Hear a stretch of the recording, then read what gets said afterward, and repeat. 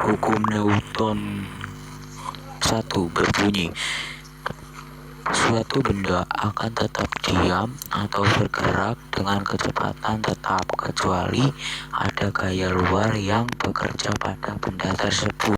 Di bawah ini ada sebuah botol yang diam, lalu ada sebuah buku di bawahnya. Botol dipaksa bergerak dengan buku, tetapi jatuh. Karena apa? Karena benda yang diam dan dipaksa bergerak itu tidak bisa. Benda yang diam ini atau si botol yang diam ini akan mempertahankan tempatnya atau mempertahankan keberadaannya.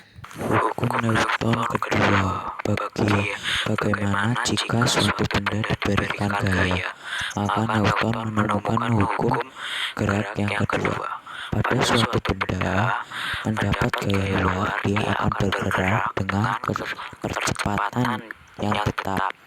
Contoh, hukum Newton kedua adalah saat mendorong benda dari keadaan diam, maka benda akan bergerak, atau saat menahan suatu benda yang sedang bergerak, lama-lama benda akan berhenti. Contohnya kita saat mendorong maju botol yang sedang diam di tempat. Karena botol sudah digerakkan atau diberi gaya, maka botol tersebut akan bergerak maju. Contoh lainnya adalah saat kita sedang menendang bola. Nonton di atas, maka kita bisa mendapatkan dua buah rumus, yaitu rumus kedua dikemukakan Newton setelah meneliti hubungan antara gaya yang diberikan massa benda yang didorong dan juga percepatan yang dihasilkan, di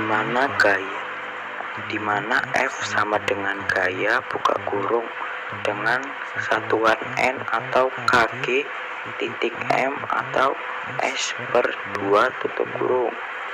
M massa benda atau tarik buka kurung dengan satuan kg tutup kurung. A.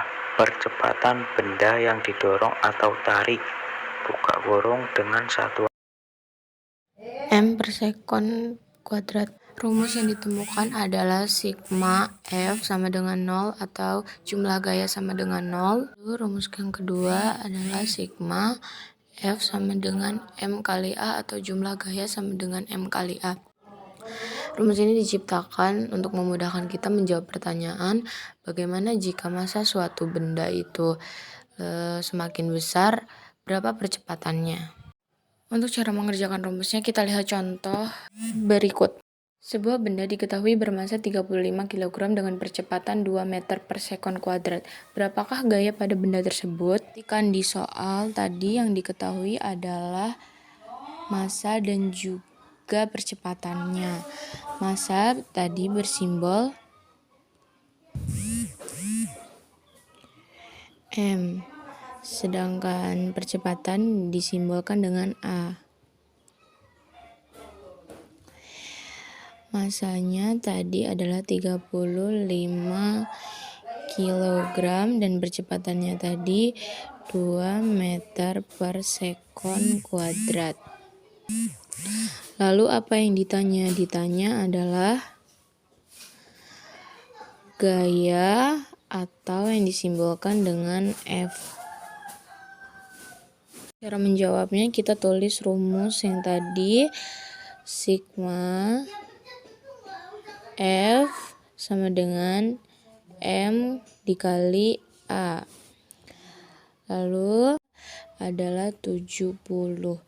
Jadi massa